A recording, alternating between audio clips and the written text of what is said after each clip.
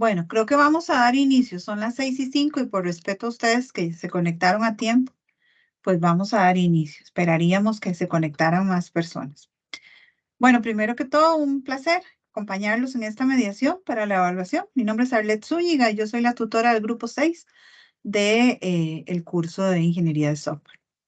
En realidad lo que vamos a hacer hoy es primero repasar los temas, ¿verdad? Va a ser un recorrido de manera general por los temas que entran en esta evaluación y al final ahí les tengo preparado un pequeño ejercicio de repaso para que ustedes lo puedan realizar a ver cómo está. Ok, voy a compartirles entonces mi presentación muy breve porque en realidad ya ustedes han ido abordando todos los temas a través del cuatrimestre con los diferentes proyectos que han realizado que están sustentados en la materia que entra en esta evaluación. Entonces voy a compartirles la presentación.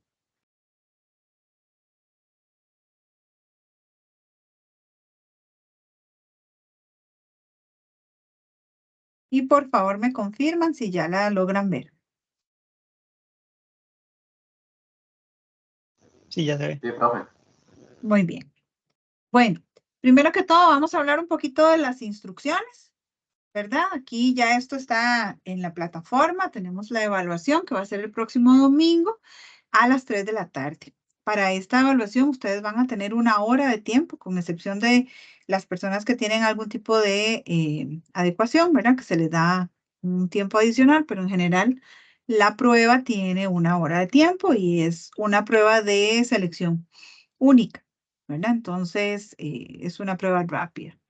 Por acá vamos a leer las instrucciones que tiene la evaluación. Dice que consta de un total de 30 preguntas. Deben responder de manera individual lo que se solicita. Tienen un tiempo límite de 60 minutos. El tiempo de la evaluación ha sido definido para que usted responda con base en el conocimiento adquirido a través del estudio y los diferentes contenidos del curso. Por tanto, no es recomendable buscar las respuestas en el material. De hecho, no les daría tiempo, ¿verdad? Para ir a buscar las respuestas. Para cada ítem existe una única respuesta correcta, por tanto deben seleccionar la opción que mejor responda a la pregunta que se les formula. Disponen únicamente de un intento para realizar la actividad. Deben finalizar la evaluación una vez que se haya iniciado, no la pueden dejar a medio camino. Y la calificación la podrán visualizar hasta el martes 5 de diciembre, no es inmediata, ¿verdad? Esto por un tiempo por una razón de evitar que puedan ver respuestas antes de que otras personas del curso hayan completado la evaluación. Entonces, hasta el martes 5 se les habilita la nota. No sé si hay alguna duda en relación con estas instrucciones generales de la prueba. No, profe. Muy bien. Entonces, ustedes esto lo tenían desde el inicio también, ¿verdad? En el documento donde vienen las lecturas obligatorias. En realidad tenemos 3 grandes temas, que es el tema de metodología del desarrollo de software, el tema de automatización del proceso de desarrollo y pruebas y aseguramiento de la calidad. Dentro de eso tenemos, bueno, acá está indicado los capítulos asociados a cada tema que van desde, me parece, el capítulo 1 hasta el 17, con excepción del capítulo 10, que es el único que no entra, ¿verdad? Pero fuera de eso, todos los demás entran. Todo está absolutamente basado en el libro de texto que ustedes tienen para este curso. No hay nada que esté fuera de ese libro. Entonces, con leer y estudiar los capítulos, ustedes tienen el conocimiento que es necesario para realizar la evaluación. ¿Ok? Entonces, vamos a repasar. Esta mediación en realidad es más de atención de consultas que de ver temas en general, ¿verdad?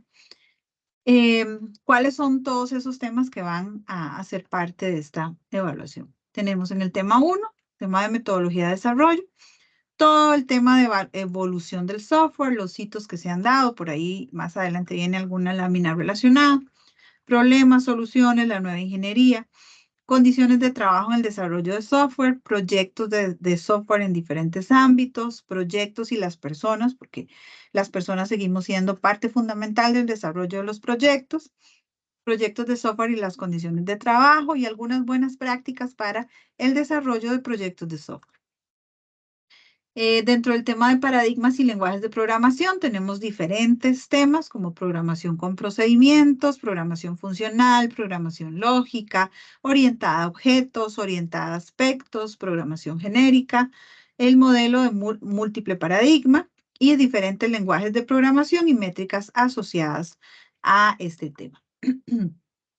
Como parte de la introducción a las metodologías del desarrollo, tenemos las diferentes metodologías que ya ustedes han estudiado con los proyectos. Dentro de esas tenemos las conducidas por los planes, que tenemos cascada, prototipado, desarrollo rápido de aplicaciones, la metodología incremental y la metodología espiral. Igual en esta presentación vienen algunas láminas ilustrativas sobre estos temas más adelante. Todo el tema de metodologías ágiles, donde vemos principalmente el tema de Scrum, que es de lo más utilizado en la actualidad. Algunos temas relacionados con diferencias de enfoque y diferencias de aplicabilidad. En relación con las metodologías conducidas por los planes, recuerden que los capítulos explican un poco más en detalle cada uno de esos temas. Habla para estas metodologías del proceso unificado del desarrollo de software, del flujo de trabajo, las iteraciones, organigramas, roles, responsabilidades, roles asociados a la organización, planes, lo que es un plan de proyecto, otros planes y activos relacionados con el trabajo.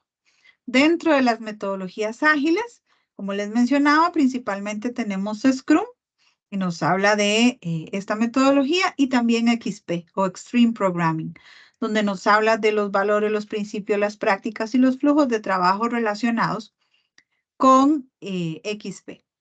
Y por ahí un poco también la integración que puede haber entre estas dos metodologías, que son ágiles ambas. Luego por ahí también viene el tema de UML, que también pusieron en práctica, si no me equivoco, en el segundo proyecto. Todo el tema del lenguaje, que UML es un lenguaje unificado modelado, y sus modos de utilización, los diferentes tipos de diagramas, ¿verdad? Que hay estáticos y hay dinámicos. Dentro de los estáticos tenemos los diagramas de clases, los diagramas de objetos, diagramas de paquetes, de componentes y de instalación.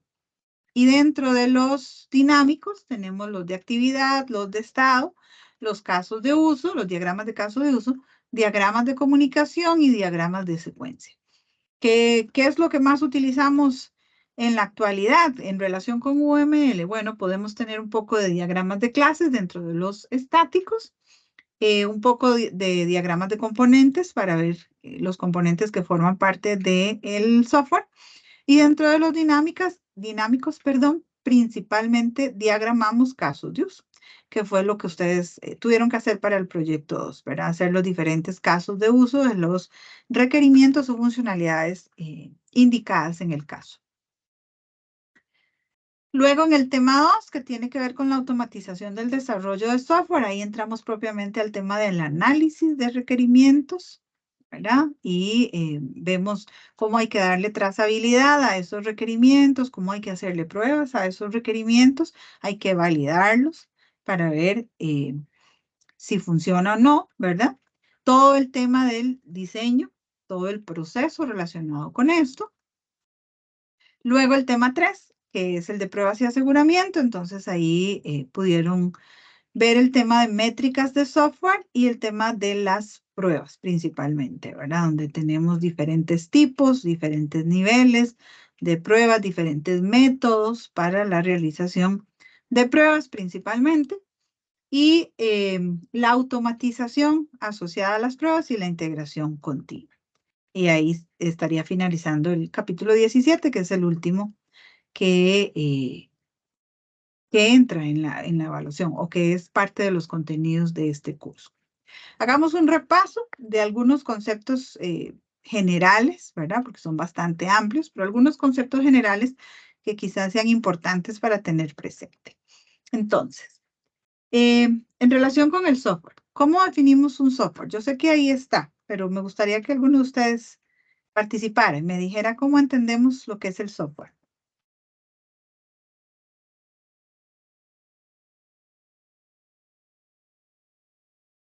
¿Qué me pueden decir?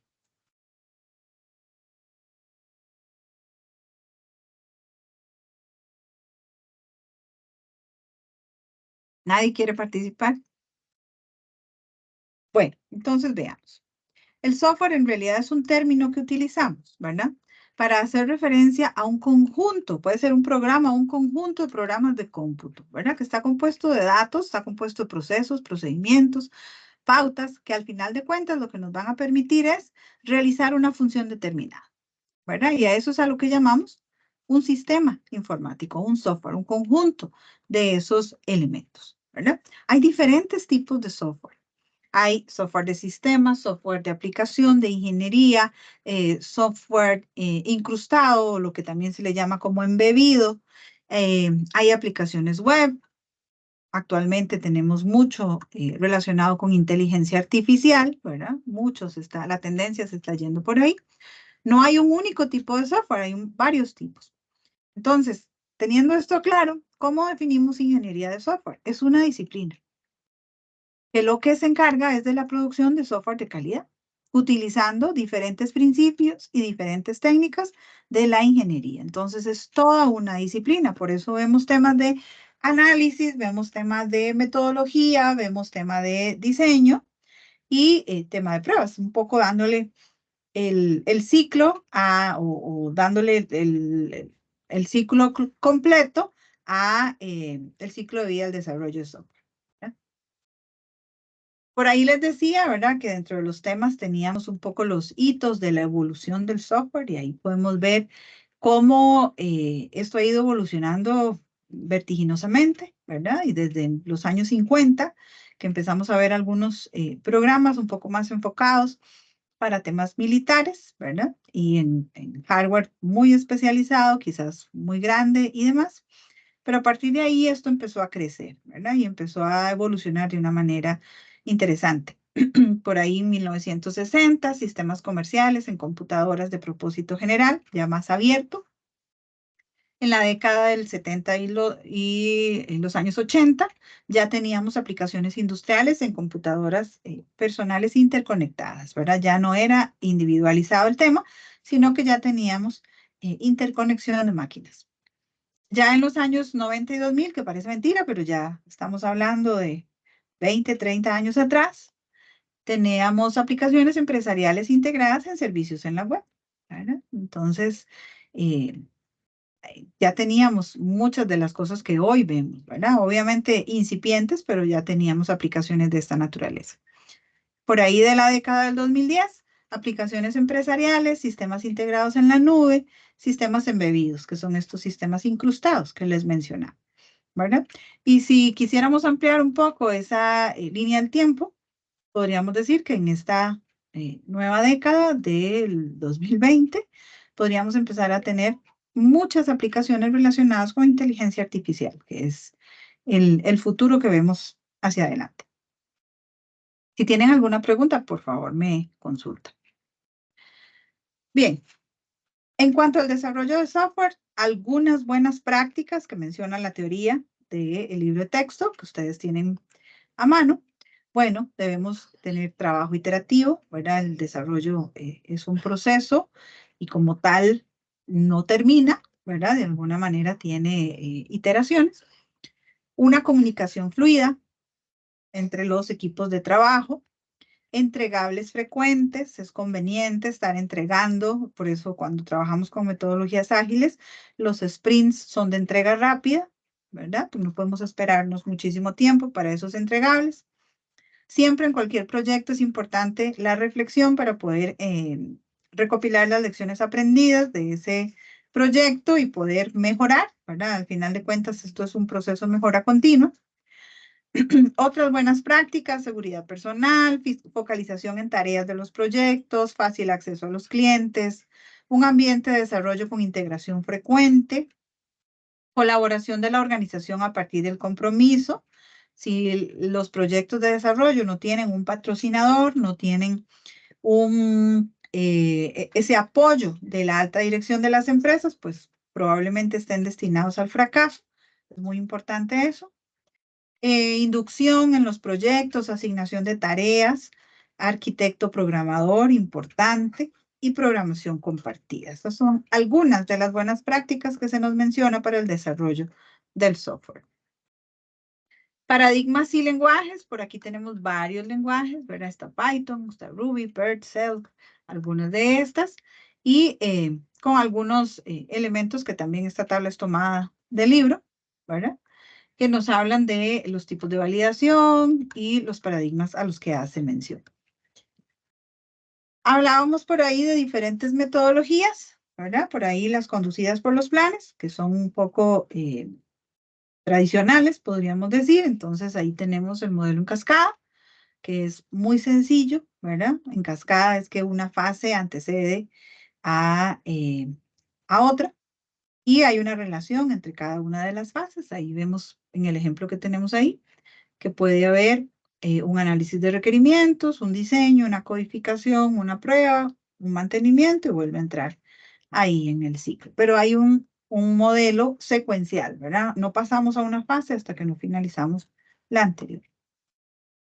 Por ahí se nos hablaba de también el modelo espiral. La gráfica no se ve muy bien, pero esto nos representa un proyecto de desarrollo utilizando esta metodología, donde cada una de las fases del desarrollo será una vuelta en esa espiral, ¿verdad?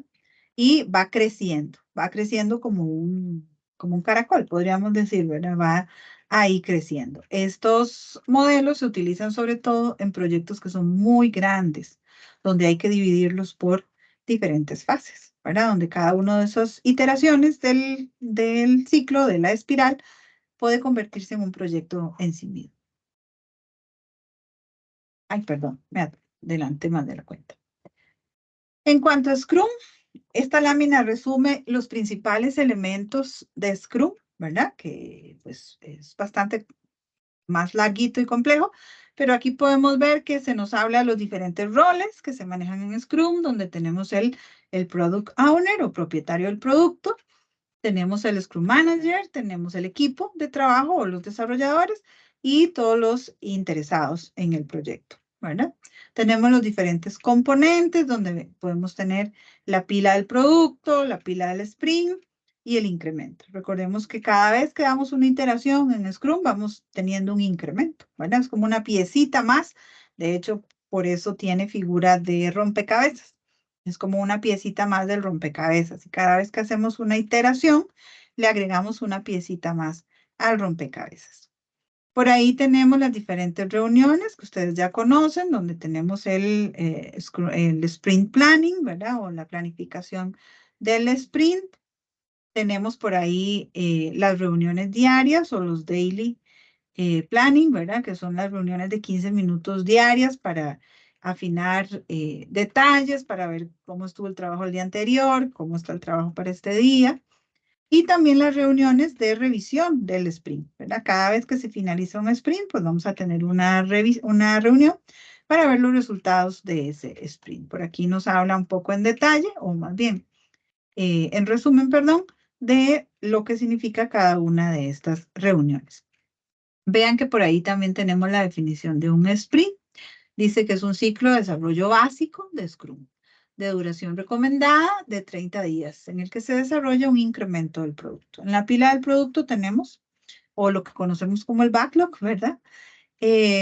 Todos los requerimientos del sistema que debemos desarrollar y lo vamos dividiendo en diferentes sprints para poderlos ir ejecutando, donde cada uno de esos sprints nos va a generar un incremento, ¿verdad? Que es esa piecita del rompecabezas que va agregándole al sistema como tal.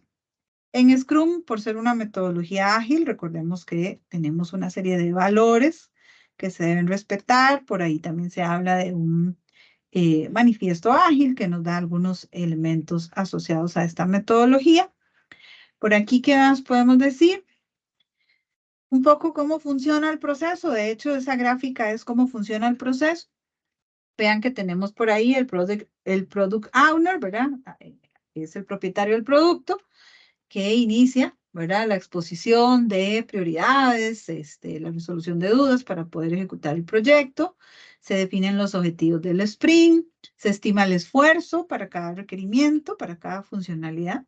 Se genera la pila del sprint, que es realmente el conjunto de requerimientos que vamos a a completar dentro de ese sprint. Se entrará en el proceso de las revisiones diarias para ir viendo hasta que finalizamos. Vean que tenemos la piecita del rompecabezas, generamos el incremento, hacemos reunión de revisión de ese sprint y se presentan esos resultados, se obtienen sugerencias y se anuncia el próximo sprint y volvemos a entrar en el proceso. Entonces, esta lámina, por eso me gusta, porque resume realmente cómo funciona Scrum en una sola lámina. Por aquí algunos elementos asociados a UML que habíamos dicho, ¿verdad? Que existen dos tipos de diagramas, los estáticos o los dinámicos, dependiendo de lo que vayamos a hacer. Sí les digo que en la práctica no se hacen todos los diagramas, es importante conocerlos, ¿verdad? Saber cuáles son, pero en la práctica, cuando se usa UML, pues no se utilizan todos, ¿verdad? Principalmente se usan los que les mencionaba, de clases, de componentes. Y por supuesto, los que sí son infaltables son los diagramas de caso de uso, porque es lo que nos permite ver de manera gráfica esa relación entre las diferentes funcionalidades que va a tener el sistema y sus actores, ¿verdad? ¿Cuál es esa interacción, esa relación que hay? Porque se pasa tan rápido.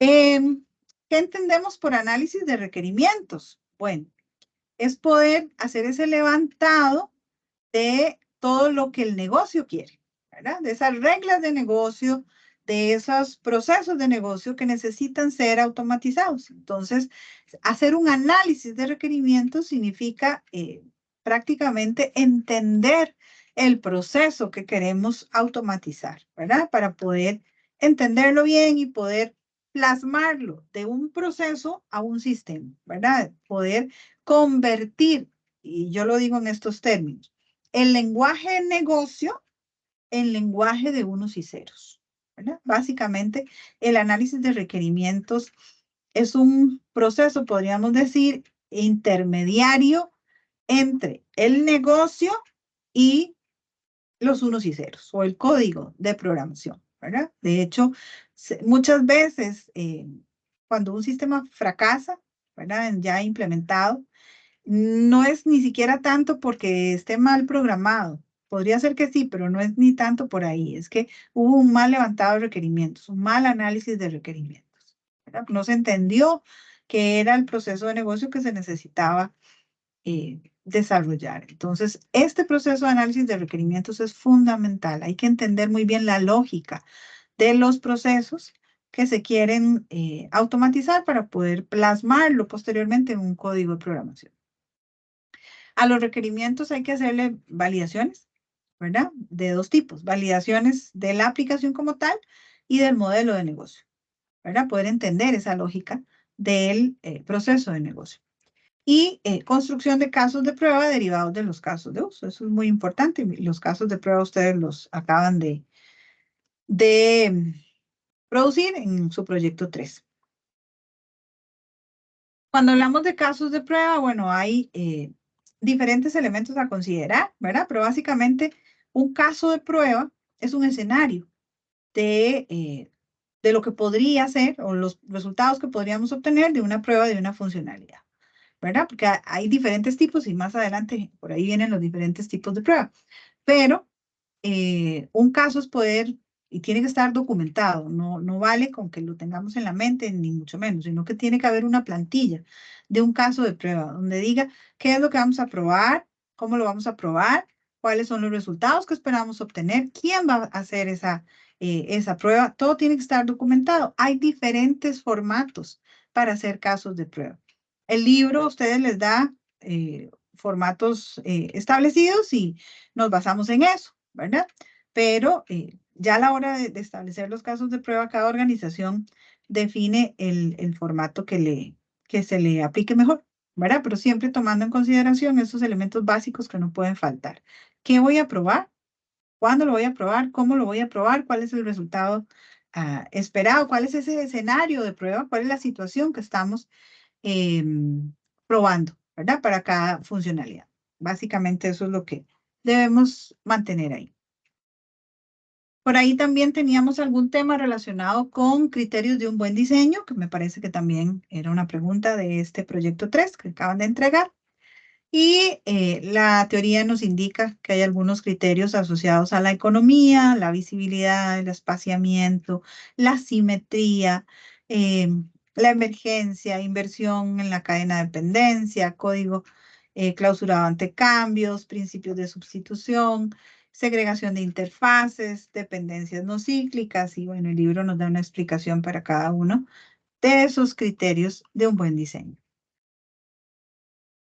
En cuanto a métricas, relacionado con el tema de pruebas y aseguramiento de la calidad, ¿verdad? Nos dice que debemos establecer indicadores, escalas que nos permitan hacer esa medición. Debemos implementar buenas prácticas de codificación. No es conveniente que se programe o que se codifique como uno quisiera, así a la libre, sino que tiene que haber estandarización a nivel de diseño de pantallas, estandarización a nivel de base de datos, estandarización a nivel de codificación, ¿verdad? ¿Cómo vamos a nombrar las variables de mi sistema? ¿Qué estándar es el que vamos a usar? Porque recordemos que hoy estamos nosotros detrás de un software, pero el día de mañana probablemente alguien le venga a dar mantenimiento y no seamos nosotros. Entonces es sumamente importante utilizar estandarización a la hora del desarrollo, ¿verdad? Para que pueda ser entendible ese código de programación. He visto casos, de hecho, en la práctica, donde me dicen, no, es que no entiendo lo que quieren decir con ese código. Creo que sería mejor, me han dicho, empezarlo de cero que tratar de darle mantenimiento a algo que no entiendo, ¿verdad? Precisamente por esa falta de estandarización a la hora de codificar. Chequeos de estilo, como les digo, tiene que haber estandarización a nivel de diseño también. Por acá hablamos de algunas definiciones importantes en cuanto a este tema de pruebas y aseguramiento de la calidad. Tenemos que una prueba de software es la ejecución de programas con el objetivo de detectar defectos y fallas. ¿Qué entendemos por un defecto? Bueno, cuando una persona comete un error. Un error es una equivocación de una persona al desarrollar alguna actividad del desarrollo de software. Una falla es un desvío respecto al comportamiento esperado del sistema. Puede producirse en cualquier etapa del ciclo de vida del desarrollo. Y por eso es importante en los casos de prueba establecer cuál es el resultado esperado. Porque si la prueba me da un resultado diferente a lo que esperábamos, hay una falla. Es precisamente esto, es un desvío respecto al comportamiento esperado en el sistema. ¿Verdad? Un defecto, bueno, puede ser que se comete un error y eso puede ser a nivel de programación que hayamos cometido un error, ¿verdad? Entonces el software tiene un defecto, ¿verdad? Un error es una equivocación al desarrollar alguna de las actividades, ¿verdad? Y es muy dado, por eso cada vez debemos, cuando desarrollamos software, evitar al máximo que el usuario final cometa errores, ¿verdad? Y sobre todo se cometen muchos errores en la digitación de datos. Entonces los datos que sean digitados tienen que tener validaciones para evitar esos errores cada vez menos, ¿verdad? Por ejemplo, si el campo es numérico, bueno, nos tendrá que dar un error, un mensaje de validación de que no puedo poner letras ahí, porque es un campo numérico, ¿verdad? Para evitar esos errores, esas equivocaciones de las personas al desarrollar alguna actividad en el software. En cuanto a pruebas, tenemos que hay diferentes niveles de pruebas, ¿verdad? Tenemos pruebas unitarias, pruebas de integración, funcionales, de sistema, de aceptación. Y dentro de esos niveles también tenemos diferentes tipos de pruebas, donde podemos probar el volumen, el estrés, la usabilidad, la seguridad, y esas pruebas son fundamentales, bueno, todas, pero las de seguridad son muy importantes. Test de rendimiento, de performance, de instalabilidad y test de documentación. Vean todo lo que debemos probar. No es solamente que funcione y ya, ¿verdad? Sino que hay que probar, bueno, cómo se comporta el software con cierto volumen de transacciones, ¿verdad? Cómo se comporta el software cuando lo sometemos a estrés, es decir, muchos usuarios al mismo tiempo ejecutando una misma funcionalidad para ver si el sistema colapsa, o da abasto a esa demanda que podría tener el sistema. Test de usabilidad, qué tan amigable podría ser ese software a nivel de pantalla, ¿verdad? Que hay software, y quizás ustedes lo han visto, que son terriblemente tiesos a la hora de utilizarlos, entonces no son para nada usables. Las pruebas o el test de seguridad que les mencionaba, es importante durante la codificación contemplar los aspectos de seguridad para evitar que el software tenga huecos por donde podría haber algún filtrado de información o peor aún, si es un software que vamos a publicar en la web, ¿verdad? Que pudiera ser un punto por donde un atacante pudiera entrar y entrar a las redes y ese tipo de cosas. Pruebas de rendimiento, ¿verdad? Que tanta eficiencia pueda tener el software. Y obviamente también los temas de documentación, porque recordemos que debemos documentar el software y todo lo relacionado con la instalación de ese software. También como parte de este tema de pruebas tenemos dos métodos que son el método de caja blanca y el método de caja negra, ¿verdad? Donde nos enfocamos, bueno, dependiendo de lo que queramos, utilizamos alguno de los dos métodos, perdón. Si usamos el de caja negra, sencillamente no podemos probar todos los datos de entrada, ¿verdad? Porque eso es prácticamente imposible. Entonces, nos vamos a enfocar en las salidas de esa prueba, ¿verdad? Sin preocuparnos mucho por lo que está pasando ahí adentro. Por eso se le llama de caja negra, ¿verdad? No nos preocupamos tanto en las funciones que estén ocurriendo ahí adentro. La caja blanca, ahí sí, nos preocupamos por cuáles son esos procedimientos o esas actividades que están ejecutándose ahí adentro, ¿verdad? Para ver los resultados de esas salidas que están saliendo a partir de las entradas que estamos ingresando a esa prueba. Por acá seguimos con el tema de automatización del desarrollo de software y tenemos lo que les decía, ¿verdad? Que hay que hacer plan de pruebas, hay que tener un plan que nos diga, bueno, estas son las pruebas que vamos a hacer, hay que definir qué probar y hasta cuándo probar, ¿verdad? Porque es imposible probar todo en un software, ¿verdad? Es imposible. Entonces, muchas veces tenemos que hacer una selección de cuáles van a ser esas funcionalidades que vamos a probar, porque no podemos probarlo todo. En cuanto al tema de automatización, pues hay que hacer pruebas unitarias y de componentes, ¿verdad? Una cosa es una funcionalidad separada y otra cosa es ya interactuando con otras funcionalidades del software para ver cómo reacciona. Pruebas de funcionalidad sin interfaces y pruebas de sistema con interfaces de usuario. Por acá hablamos también un poco de la integración continua, que es una práctica en el desarrollo de software mediante la cual los desarrolladores combinan los cambios en el código en un repositorio central de manera periódica. Es decir, se está integrando continuamente los cambios que se hacen al software, ¿verdad? Y se van ejecutando diferentes versiones y pruebas automáticas.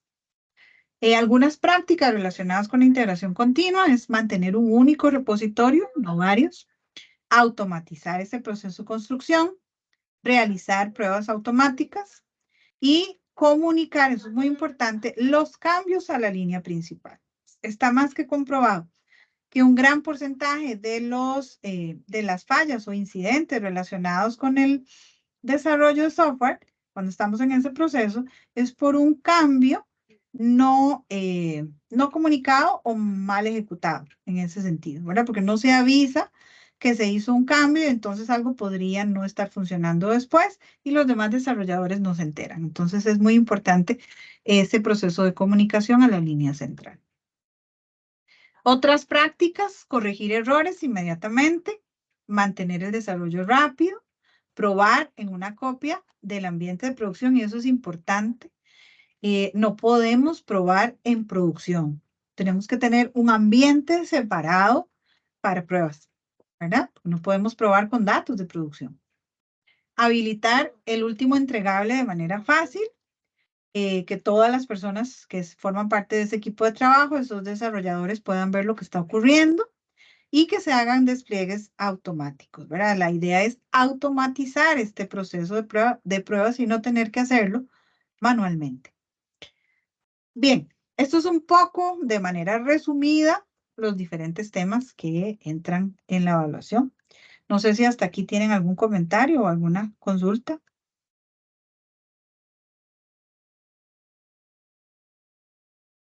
No, profe, todo muy claro. ¿Todo bien? Perfecto, Muy bien. perfecto.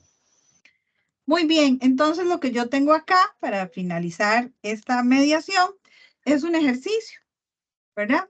Que acá tengo el enlace, bueno, va a quedar ahí en la presentación, pero lo vamos a resolver acá de manera conjunta para ver cómo nos va. ¿De acuerdo? Nada más déjenme ver si me lo abre bien. Sí, ahí está. Pero no se los estoy mostrando. Un segundo, ya se los voy a mostrar. Me avisan cuando lo están viendo.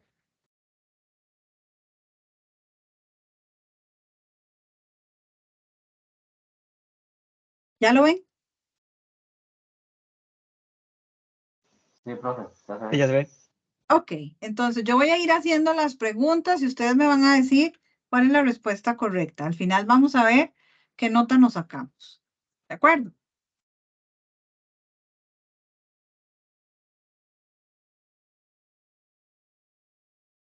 Un poco así como este ejercicio, que en realidad solo tiene 10 preguntas, pero algo así es la evaluación, ¿verdad? Con preguntas parecidas y de selección única. Ok, entonces vamos a ver. Combina los modelos de cascada y el prototipado. ¿Cuál será? Desarrollo de DRA, modelo en cascada, modelo espiral o modelo incremental.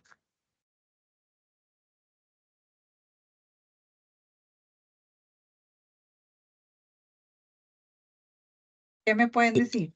Incremental. Tremendo. Vamos a ver. Al final vemos los resultados.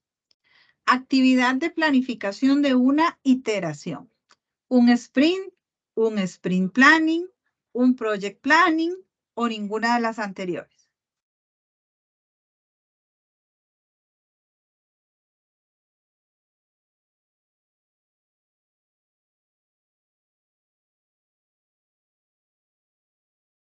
Sprint Planning.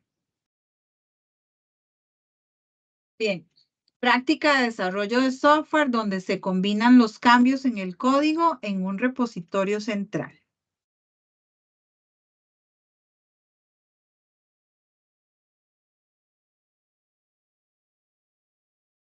Ese lo acabo de decir yo.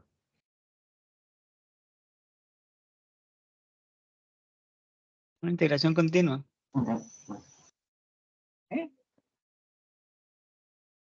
Es un principio del manifiesto ágil que yo les mencionaba. Dice, adaptación al proceso, la simplicidad o el arte de maximizar la cantidad de trabajo no realizado. Los proyectos se desarrollan en torno a la metodología, se promueve el trabajo individual.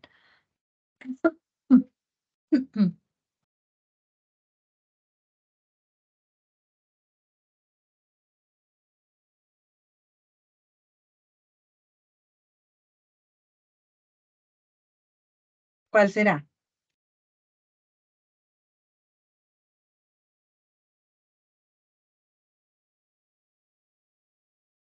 Adaptación al proceso. ¿Están de acuerdo? Sí, bueno, al menos yo sí. Sí, vamos a ver. El desarrollo iterativo es, el desarrollo se realiza todo de una sola vez, el desarrollo se divide en partes iguales, el desarrollo se organiza en proyectos pequeños y de duración variable, el desarrollo se organiza en una serie de mini proyectos cortos y de duración fija.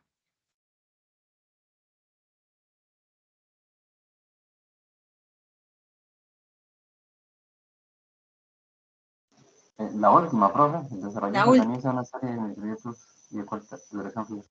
Ok. La validación del modelo de negocio es una actividad de prueba de los requerimientos, análisis de requerimientos, diseño de los requerimientos o todas las anteriores.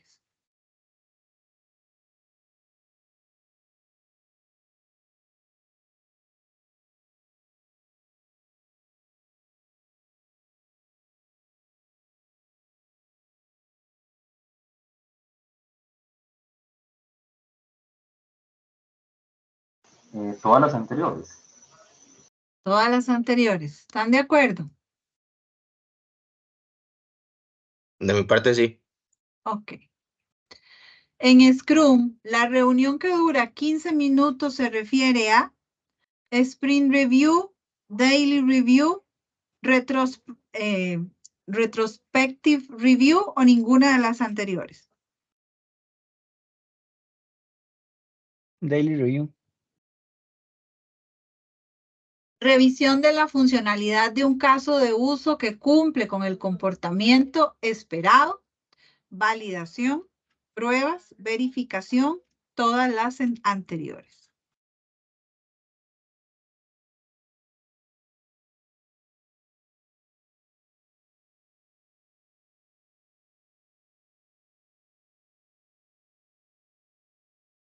¿Cuál será?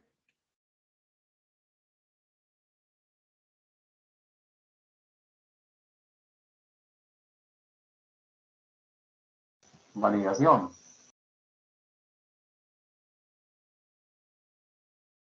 ¿Ok? Técnica para elaborar un modelo funcional de un sistema. Casos de prueba, casos de uso, entrevistas o prototipado.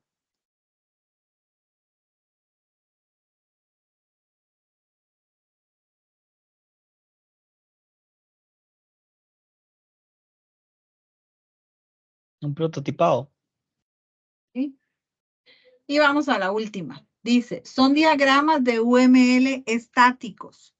Diagramas de secuencia, diagramas de casos de uso, diagramas de clases o todos los anteriores.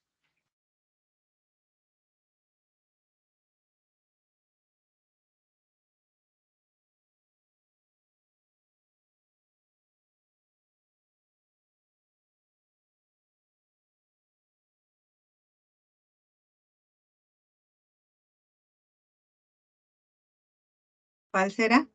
Todos los anteriores. Ok, vamos a ver cómo nos fue.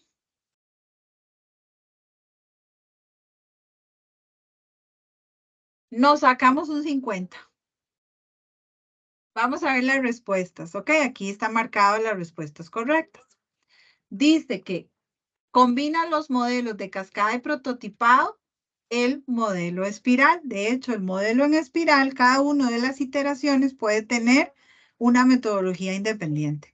De hecho, entonces ahí incluye o puede combinar esos dos tipos de modelos. Actividad de planificación de una iteración, el sprint planning. Práctica de desarrollo de software donde se combinan los cambios en el código en un repositorio central. Muy bien, lo acabamos de ver. Integración continua. Aquí. Es un principio del manifiesto ágil, la simplicidad. Es uno de los elementos que nos indica el manifiesto ágil. De hecho, Scrum no se adapta al proceso. Es absolutamente flexible. Entonces, es la simplicidad el principio que va acá. El desarrollo iterativo es, el desarrollo se organiza en una serie de mini proyectos cortos y de duración fijas, correcto. La validación del modelo de negocio es una actividad, lo vimos, estaba en la presentación, y fue algo que tuvieron que hacer para este proyecto 3. Eso es parte de las pruebas de los requerimientos. Recuerden que tenemos que validar los requerimientos y una de esas validaciones es del modelo de negocio. Si ustedes me parece que en el proyecto 3 tenían que establecer un diálogo de una validación del modelo de negocio, si no me equivoco. En Scrum, la reunión que dura 15 minutos se refiere a un daily review, ¿correcto? Revisión de la funcionalidad de un caso de uso que cumple con el comportamiento esperado es una verificación de del caso de uso para ver que realmente cumple. Se verifica que lo que dice el caso de uso efectivamente se dé. Técnica para elaborar un modelo funcional de un sistema, efectivamente es el prototipado. Y son diagramas de UML estáticos, también estaba en la presentación. Recuerden que están divididos en dos grupos, estáticos y dinámicos. Los diagramas de casos de uso no son estáticos, son dinámicos. Los diagramas de secuencia también son diagramas dinámicos. Los únicos que son estáticos son los diagramas de clases. Ahí también estaban los diagramas de componentes y algunos otros. Pero esta es la respuesta correcta. ¿Qué tal? ¿Cómo lo vieron el ejercicio? No, muy bien, profe. Hay que estudiar un poco más, aparentemente. Un poquito de repaso, exacto, un poquito de repaso. Ya de aquí al domingo están afilados para la evaluación. Recuerden que, ¿verdad? Que es muy puntual, que solo se habilita desde a partir de las 3 y tienen 1 hora para hacer la evaluación. Va a haber una persona, un tutor o una tutora, porque realmente no recuerdo quién va a estar ahí, para a través de la plataforma atender sus consultas, ¿verdad? Porque a veces pueden ocurrir algunas situaciones que requieran de la atención de uno de nosotros tutores, entonces siempre hay una persona ahí para atender. Evidentemente no a nivel de contenido, ¿verdad? No para que les den la respuesta, pero sí para cualquier inconveniente que se pueda presentar durante la evaluación. Y como ya vieron, las notas se les van a reflejar de la evaluación hasta el martes, ¿verdad? Entonces no las van a tener de manera inmediata. Y bueno, si no hay más consultas, entonces daríamos por finalizada la mediación para esta evaluación. El video va a quedar subido en la plataforma, la presentación también. Y cualquier duda que tengan, pues estamos a sus órdenes para poderlo resolver anticipadamente antes de la evaluación. Perfecto, muchas gracias, profe. Buenas noches. Con muchísimo gusto, les deseo muchos éxitos. Muchas gracias. Hasta luego. Hasta luego.